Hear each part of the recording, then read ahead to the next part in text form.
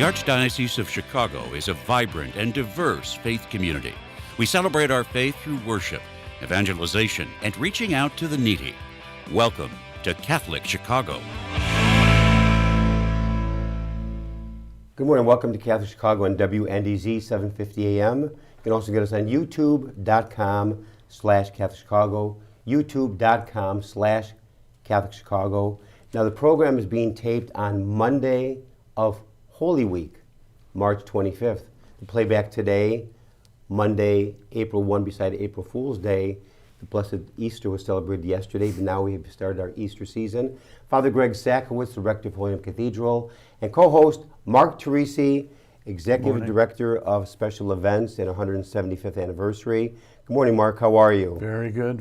Thank you. I'd ask you how was your Easter, but we haven't quite celebrated just Monday of Holy Week. But we have a tremendous program lined up this morning, so Mark, get right into it. Sure. ACTA Publications began in 1957 as a publisher of books and audio-video resources for religious education and spiritual development.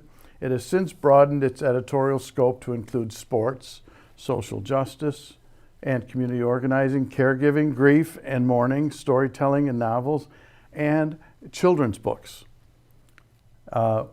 They publish 8 to 10 new titles per year and have a backlist of over 400 books and educational instruments. ACTA titles are non-academic and aimed at the average reader. Most of the titles are meant to be given as gifts, both on special occasions or to people who are going through specific life situations or stages. Joining us this morning is the president publisher of ACTA Publications, Greg Pierce, a good friend of ours. And for this segment, we also have author Richard Zmuda, author of the book titled The Mole of Vatican Council II, The True Story of Xavier, Rynne. Welcome to Catholic Chicago. Good morning, Greg. Good morning, Richard. How are you? Morning. Doing great, thank you. First of all, Greg, how is Kathy doing? Kathy's great. We're semi-retired, which means that she tells people that I retired from 2 full-time jobs to 1 full-time job. That's funny. I've known the Pierce family since I arrived at St. Mary of the Woods back in 1992. Wow. So Greg and I go back even before that, but Kathy was teaching in the grammar school, an outstanding teacher. And She's Richard, still substitutes at the school, Greg. Greg. Kathy is still at St. Mary of the Woods as a sub? About once a week. That's a lot. That's amazing. Now, Richard, what is your background? Are you from Chicago originally? No. I'm from Annapolis, Maryland. I basically have been a freelance writer, but for the past 23 years, I was a high school literature teacher. And with St. Mary's Parish in Annapolis, where Father Murphy, who is Xavier Rynne, was stationed. And that's how the story came to me.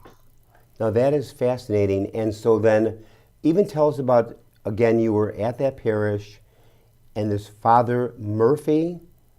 That's correct. Father Francis Xavier Murphy, he was nearing the end of his life. It was about 1996 or 7. He was at Vatican Council II and wrote an inside story about what was really taking place between the battle between the conservative group of cardinals in the Curia and 2 popes, John the 23rd and Paul the 6th. The story was so phenomenal, he contacted the New Yorker and published the inside story about what was taking place in a series of about 20 articles over 1962 to 1965. And literally, all hell broke loose. Cardinals in the Curia were trying to find out who he was. He single-handedly exposed some of the subterfuge that was taking place, and some credit him with being a significant reason Vatican Council II was a success. So I was teaching at the high school level. He was aware that I'd done some writing. He called me up, and for the foreword for his 50th anniversary book, he asked me to ghostwrite it for him, which I did. Through that process, there was tons of detailed theological debate. But I said, Father, if you sift through this, it's a remarkable story that every Catholic should be aware of. We're all living in the legacy of the Vatican Council II. Nobody knows the backstory. So then I wrote the foreword for him, and he asked me to go ahead and to write the story. I said, sure. He gave me access to his entire archive, which is dozens and dozens of boxes. I sifted through that. I visited Rome twice. There were secret files kept on Father Murphy that he was not aware of, also in 2 different places in the United States. And the remarkable, heroic story of Father Murphy, although a controversial story, evolved. And I wove that into the book. So it's a personal story it's almost a spy story, if you will, about how one person uncovered the battle between literally 30 cardinals, 2 popes, and 2,500 cardinals and bishops from around the world, which nearly brought Vatican Council II to an end, but in the end was a miraculous, wonderful story of inspiration. Now, Greg, how did you and Richard connect on this book? That's a good story too.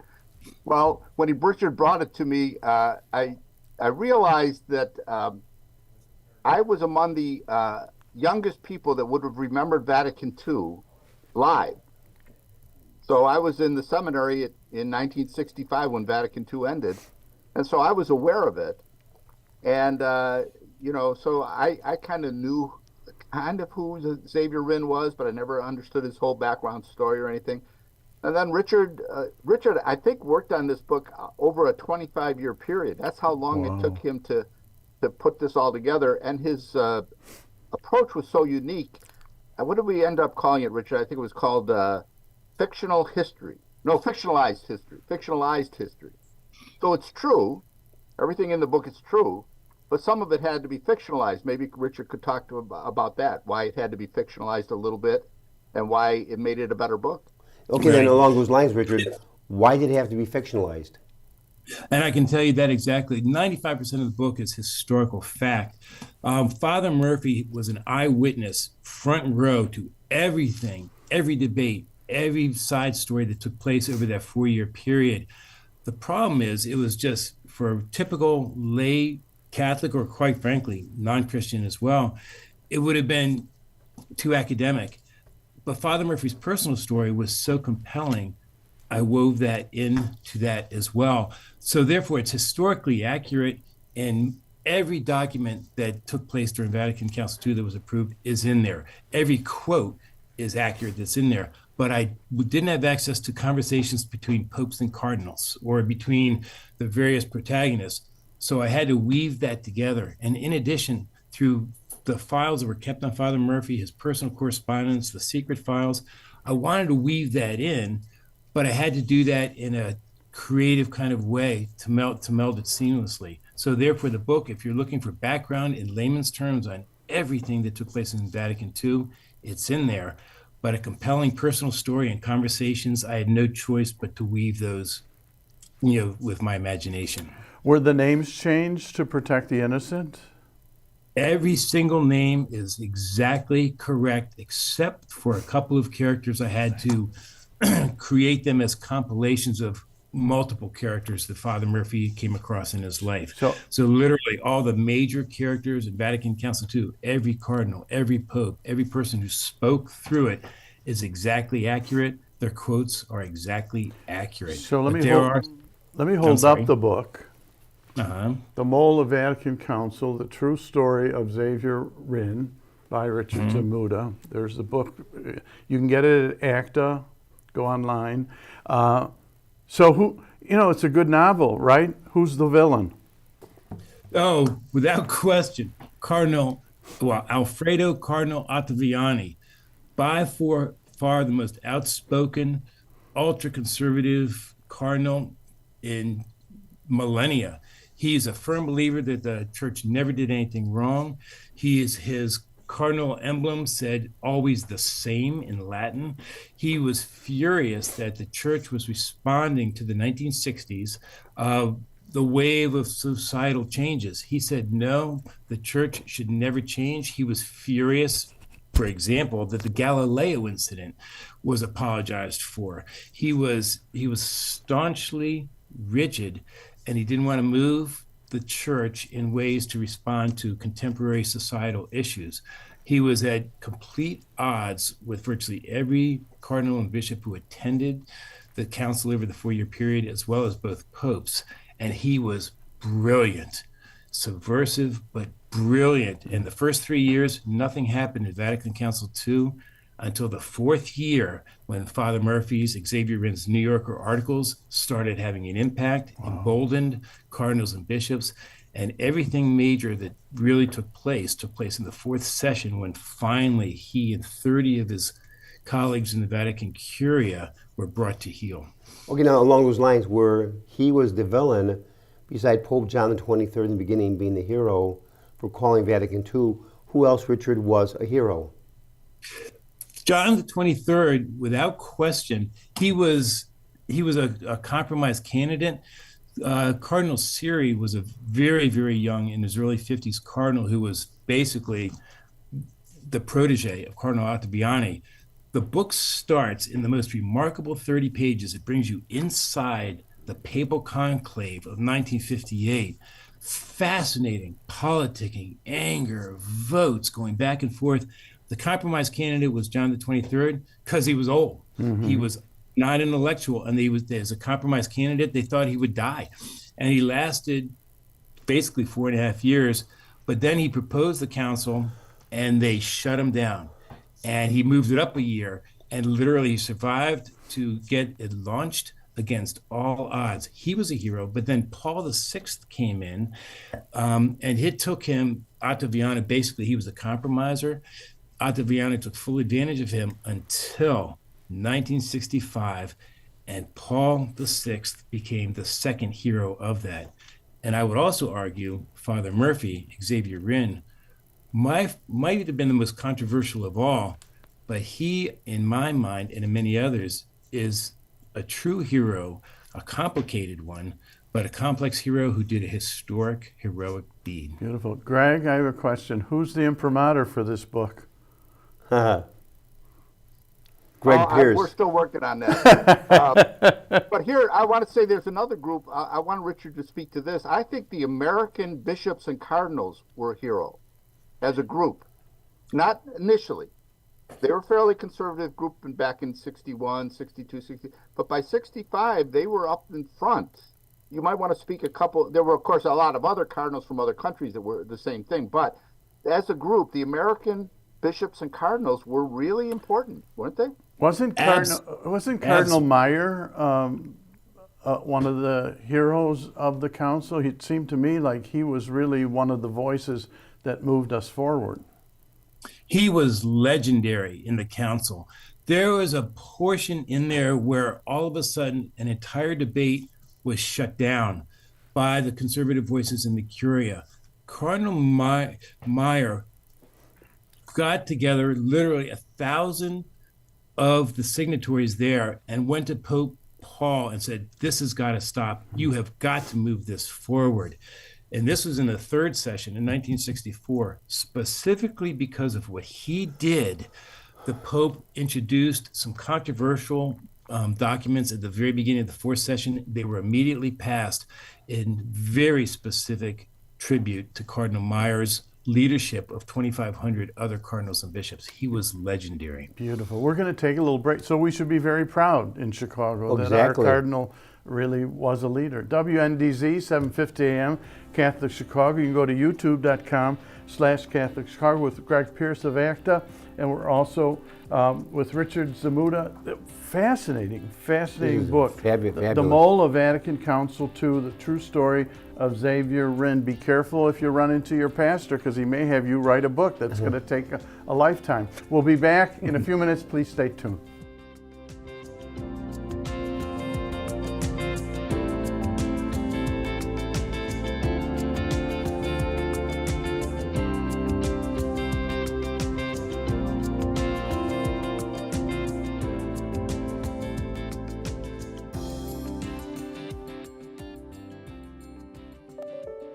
Catholic Charities' Lost program was created more than 40 years ago to help survivors of suicide wherever they are in the grieving process.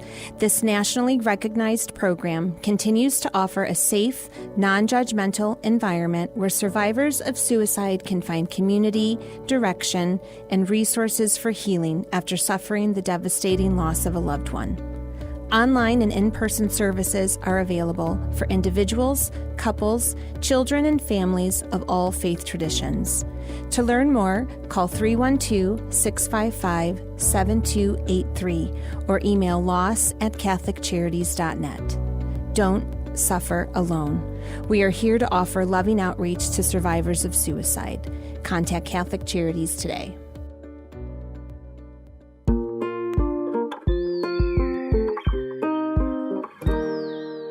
I can't imagine myself going into any other school. Our school fosters growth by being a backbone to our family. My kids are incredibly well-rounded. I see a lot of kindness in them on a daily basis. One of the things I think Catholic schools do well is personalize the learning experience. You can hear joy in the classrooms. I feel that I'm happy that I am in this kind of school. Our school communities provide students with academic excellence and character education in a supportive and stable learning environment. Come see for yourself. Visit archchicago.org/findaschool.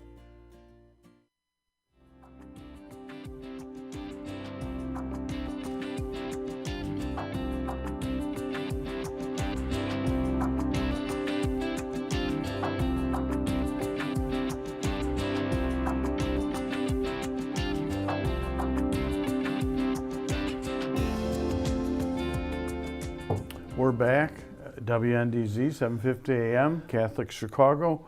You can go to youtube.com/Catholic Chicago. We're with Greg Pierce, ACTA Publications, and with our author, Richard Zmuda, who authored the book titled The Mole of Vatican Council II, The True Story of Xavier, Rynne. Father Greg, you have a question. Yeah, first of all, Richard, and this has been an absolutely fascinating discussion with you and with Greg.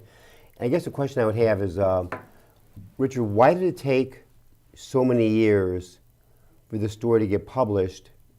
Because we're talking the Vatican II ended in 1965. This is a brand new book here. It's with 2024. So I need to ask this question, are you the first author to really uncover the story to this depth, or have others done it before you? I'm the first. And what happened was Father Murphy did not, he said he referred to it as coming out of the catacombs. While I was with him, or just before that, he actually publicly came out and said, I was Xavier Rynne. It's almost like a Watergate, Deep Throat coming out, situation, where he basically said, the story has to be told before I die. My timing was fortuitous, if you will. I don't think it was planned, I think, on Father Murphy's part. But it took me 25 years because the first 5 years I got to know him. I went through all of his correspondence. He ended up passing away. What year? When did he pass away? Father Murphy, when he passed away in 2002. Then I went to Rome to follow up and got some incredible background information on him. An interesting anecdote, I made an appointment with a certain bishop in Rome to tell him that I was coming to talk about Father Murphy. So I went to Rome, and I went there, and there was this tiny little elderly Spanish priest. He gave me a file. He said, I'm so sorry, the bishop suddenly went for a, quote, long walk. I said, oh, because I made the appointment 6 months earlier. Handed me a file with the curriculum vitae, and he goes, there must be a mistake. We have lots of files on Father Murphy. I was plowing through those files, making Xerox copies and stuff, and I got so much inside information on Father Murphy, how the Vatican had been tracking him. And then I left, and that poor little Spanish priest had the wrath of God probably yelled at him after I left. But that started. I went back to Rome a second time, went to a couple of other cities where there are files on Father Murphy, and that's when the story started to unfold. I was working full-time as a high school teacher. I didn't have as much time as I wanted, just working out in the summers, and I finally retired last year. I had time to pull it all together, which is why it was just published now. Now, what was Father Murphy's role in Vatican II? Because every priest was certainly not invited to Vatican II. How was he selected as one of the few non-bishops or cardinals to be part of Vatican II? Fabulous question. He was a very ambitious American priest.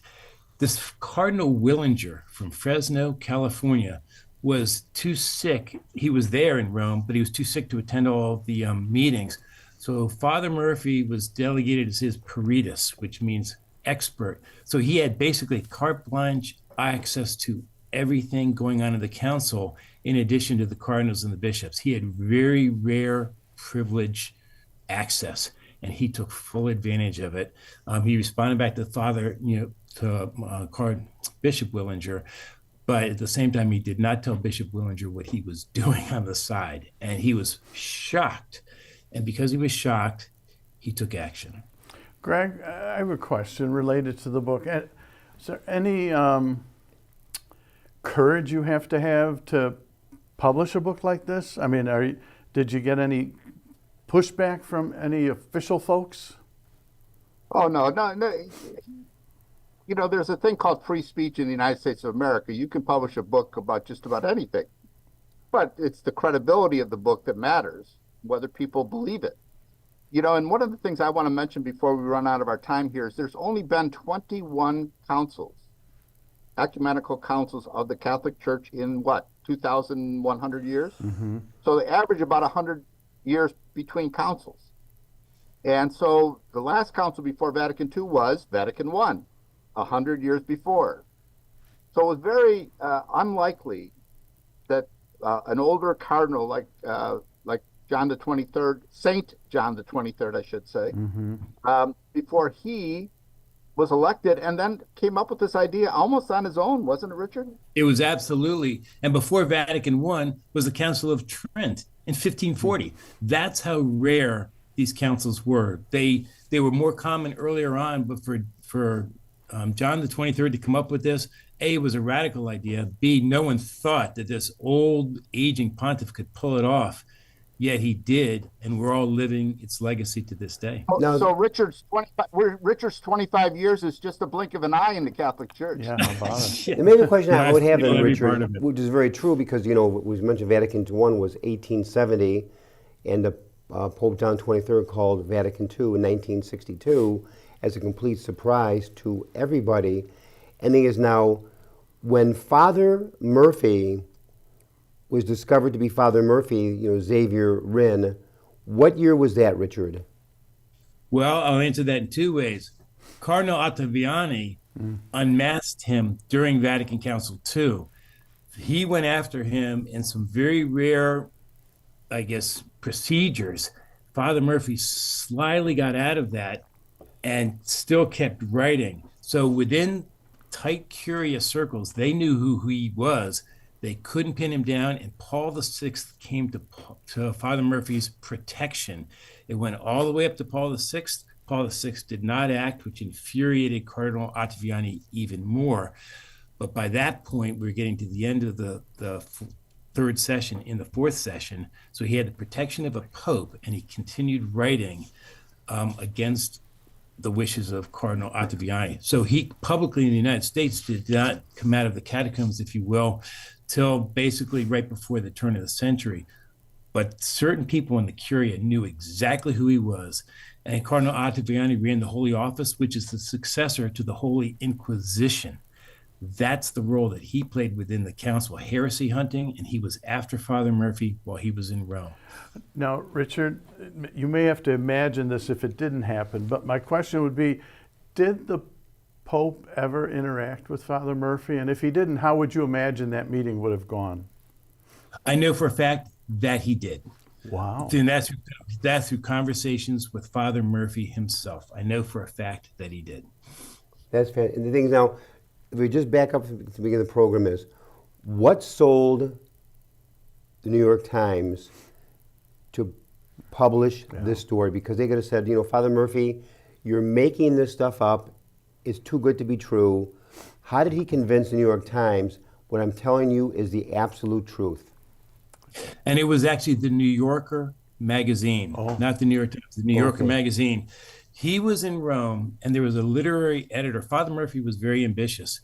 He approached this literary editor about it. The literary editor knew a guy named Bob Giroux, who, if you've heard of Farrar, Straus, and Giroux, the publishing house, he had a connection at the right place at the right time.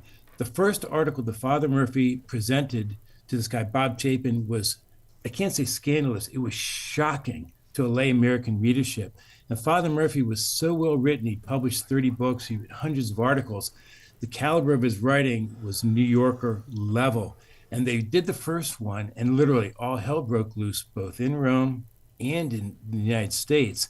And once that first one was published, the New Yorker wanted more, and he kept feeding it to them over the next 4 years. Now, Greg, related to what we're experiencing right now in the church, are you going to recruit Richard to write a book about the synodality gatherings? I think the idea of doing Greg Sakowitz's book, once he passes, is the one I want. What's the working title? Greg already wrote a book for me, or at least a foreword to the Book of Catholic Jokes. Maybe that's the highlight of his literary career. Exactly. Greg, that would be. Telling jokes would be the highlight. Now, that is not funny. Go ahead, Mark. Richard, you have another book in mind, since you've got 25 more years to do another one? No. I wanted to write this one book. Literally, Father Murphy, the day before he died, pulled me into the hospital, and he said, "Richard, please write my book." Wow. I said, "Okay." Boy, talk about a guilty feeling to procrastinate on that one.